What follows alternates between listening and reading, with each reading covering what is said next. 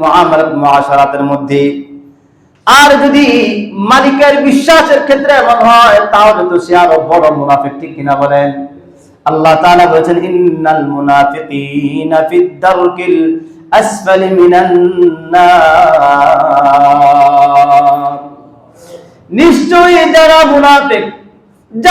মুনাফিক মুখে বলে এক কথা অন্তরে আরেক কথা, এই বদ গুণের গুণান্বিত যে সমস্ত মানুষ, আল্লাহ তাআলা বলেন ফিদ দারকিল আসফালি মিনান নার, তারা জাহান্নামে সবার নিকৃষ্ট এবং নিচে অবস্থান করবে। কেমন যেন কাফের মুরতাদ মুশরিকদের নিচে অবস্থান করবে মুনাফিক। কাফেরদের একটা স্থান আছে, তাই না? জাহান্নামে মুরতাদদের একটা স্থান আছে, মুশরিকদের একটা স্থান আছে, মুনাফিকদের একটা স্থান আছে। তবে মুনাফিকদের স্থানটা হলো সবার নিচে, মানে নাউযুবিল্লাহ। সেই জন্য একজন ঈমানদার যদি মুনাফিক হয়ে যায়, ভয়ঙ্কর অবস্থা। বাহ্যিক দৃষ্টিকোণ থেকে সে ঈমানদার, কিন্তু ভিতর দিক থেকে সে আসলে ঈমানদার না, সে মুনাফিক।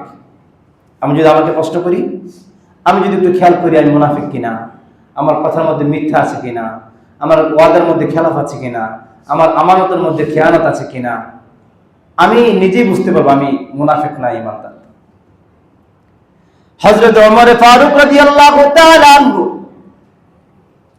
রাসূলুল্লাহ সাল্লাল্লাহু আলাইহি ওয়াসাল্লামের সাহাবী হুযায়ফা রাদিয়াল্লাহু তাআলা আনহুকে ডাক দিয়ে বলে, ও হুযায়ফা,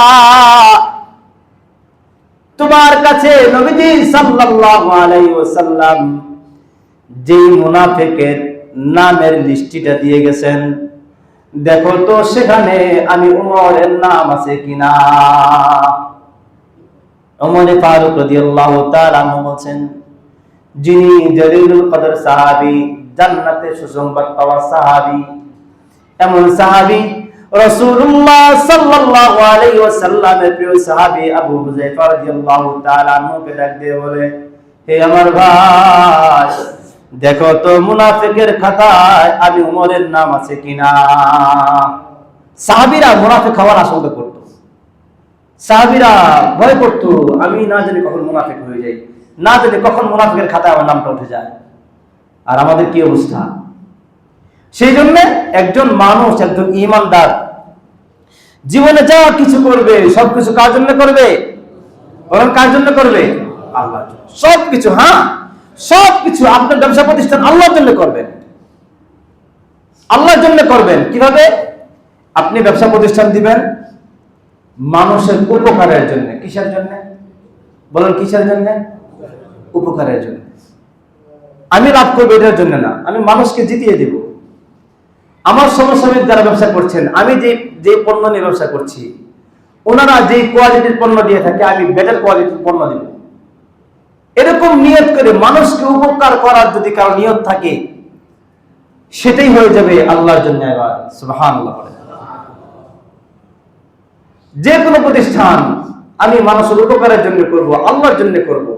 মানব সেবা তো অনেক বড় ইবাদত, এটা জানেন তো? মানব সেবা অনেক বড় ইবাদত। কিয়ামতের ময়দানে আল্লাহ তাআলা বলবেন, তুমি তো আমাকে খাওয়াও নাই, তুমি তো আমাকে কিছু দাও নাই। বান্দা বলবে, ইয়া আল্লাহ, আপনাকে খাওয়ানো যায়? আপনাকে খাওয়াবো কিভাবে? আপনি তো খান না। বলা হবে, দুনিয়াতে তোমার কাছে একজন ভিক্ষুক, একজন ক্ষুধার্ত মানুষ গিয়েছিল, তাকে খাওয়ার নাই, তাকে খাওয়াইলে আমাকে খাওয়ানো হতো। সুবহানাল্লাহ। সেই জন্য এই বিষয়গুলো আমাদের খুব খেয়াল করা দরকার। সম্মানিত আমার প্রিয় ভাইয়েরা, আর মাঝখানে 2 জুমা আছে, তারপরে আমাদের ঈদুল আযহা। ঈদুল আযহার মধ্যে কুরবানির একটা বিষয় আছে, পশু কুরবানি। এটা হলো আল্লাহ তাআলার পক্ষ থেকে মেহমানদারি এবং হুকুম। এটা আমরা আলহামদুলিল্লাহ অনেকেই পালন করে থাকি, ঠিক কিনা বলেন? আল্লাহ পাক রব্বুল আলামিন ইব্রাহিম আলাইহিস সালাতু ওয়াস সালামকে যে পরীক্ষা নিয়েছিলেন কোন পশুর উপরে?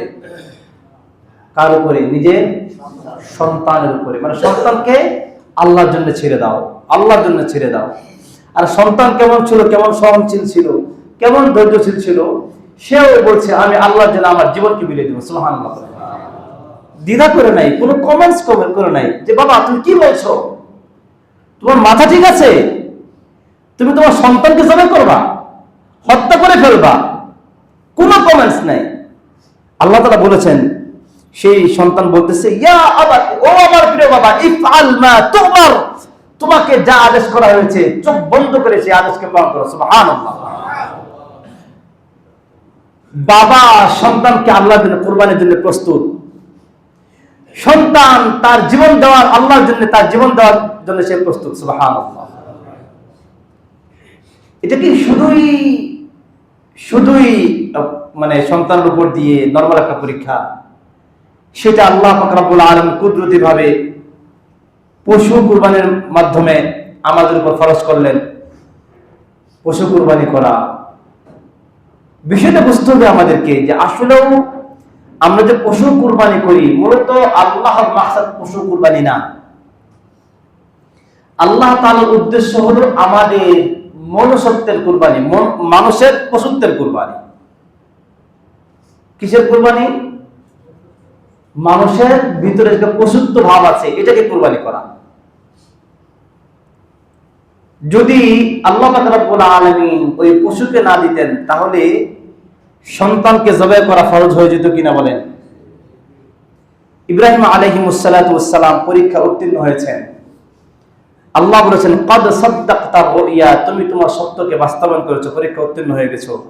ইন্না কাযালিকা নাজজিল মুহসিনিন, আমি এরকম ভাবে ইহসানকারীদেরকে আমি প্রতিদান দিয়ে থাকি। ওয়াফাদাইনাহু বিযিবহিন আযীম, আমি তোমাকে মহা সুসংবাদ দিচ্ছি।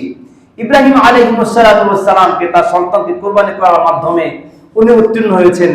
আজকে যদি আমরা কুরবানি করার সময় আমাদের মনের, আমাদের জীবনের পশুত্বকে কুরবানি করতে না পারি তাহলে আমাদের এই কুরবানি মালিকের কোনো লাভ নেই, মালিকের কাছে পৌঁছবে না।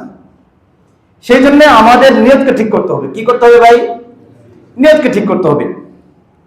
তো ইব্রাহিম আলাইহিস সালাতু ওয়াস সালামের যেই শিক্ষা কুরবানি করা, আমাদের সমাজে তো এখন কুরবানি হয় আলহামদুলিল্লাহ অনেক বেশি, আগের থেকে অনেক বেশি কুরবানি হয়।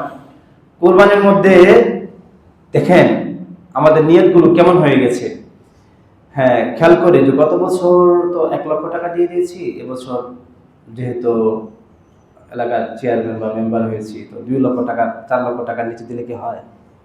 এমন নিয়ত করে কি করে না? এলাকার মধ্যে প্রভাবশালী, এলাকার মধ্যে টাকাওয়ালা, খেয়াল করে যে সবাই তো জানেন ধনী মানুষ, টাকা আছে, আসলে ধনী মানুষ। যদি আমি একটু বেশি, সবার থেকে বেশি কুরবানি না দিই কেমন দেখা যায়? কেমন কথা বলেন? এটা বলে কি বলে না, কেমন দেখা যায়? আবার এত ভাড়াটি আছে, এত কিছু আছে, তো সবাইকে দিতে হবে। ঠিক আছে, একটু বেশি বেশি করি। যদি নিয়তকে খালেস না করি আমরা, ভাই আপনি 1 লক্ষ 10 লক্ষ টাকা খরচ করছেন, আপনি আপনার নিয়তটাকে খালেস করলে সমস্যাটা কি বলেন? আপনি আপনার নিয়তটাকে শুদ্ধ করলে সমস্যাটা কি বলেন? আপনি নিয়তকে শুদ্ধ করলেন না, 10 লক্ষ টাকা খরচ করলেন, কুরবানি করলেন, 1 টাকাও তো আল্লাহর কাছে কবুল হবে না। ঠিক কিনা বলেন? 1 টাকাও আল্লাহর কাছে কবুল হবে না, হবে না কবুল। আপনি জোর করে কবুল করাবেন। ইতিহাস ইনশাআল্লাহ সামনে আসবে, কুরবানির ইতিহাস সামনে আলোচনা আসবে। তো আজকে আলোচনা এটার জন্য যে আমাদের যেহেতু আমরা সামনে কুরবানির পশু ক্রয় করব, আমাদেরকে নিয়ত খালেস না করলে আল্লাহ হস্তে বলি আপনার 1 লক্ষ 5 লক্ষ টাকা আল্লাহর কাছে 1 টাকাও কবুল হবে না। শুধু তো নিয়তকে খালেস করা নাকি যে আল্লাহ জন্য করছে, কারো দেখানোর জন্য না। অনেকে জিজ্ঞেস করে ভাই কত নেছে, ভাই কত না, বলে যে 2 লক্ষ টাকা। হারছে না, লস, বলে কি বলে না? কথা বলেন না কেন, বলে কি বলে না? আল্লাহর কসম করে বলে যে সে যদি মন খারাপ করে তাহলে তার কুরবানি বিষয়ে তার সমস্যা হবে। আমি আল্লাহর জন্য কুরবানি দেব, লস লাভের কোনো কথা আছে? লসের কোনো কথা আছে? আল্লাহর জন্য কুরবানি দেব, রে 1 লক্ষ টাকার হলেও যে কথা, 5 লক্ষ টাকার হলেও সেই কথা, যদি আমার নিয়ত খালেস না হয় তো জিতলে কি হারলে কি? মানুষের দুনিয়ার লাভ লস, ভাই জিতছেন, ভাই জিতছেন, ভাই আপনি লস বেশি নিছে, এই যে কথাটা বললো এগুলো কারা বলে? এগুলো কারা বলে? ওই রাস্তার পাশে যারা দাঁড়িয়ে থাকে, তাই না? দোকানদার ভাইয়েরা আছে, ভাই কত জিজ্ঞেস করে, না ঠিক আছে ভাই জিতছেন, এগুলো বলে কি বলে না? আল্লাহর কসম করে বলি, মন খারাপ করবেন না। আপনি বলবেন আল্লাহর জন্য ক্রয় করেছি, এটা আল্লাহ তাআলা বুঝবেন আমার লাভ না লস, আপনি বুঝার কে? আপনি কি বুঝছেন?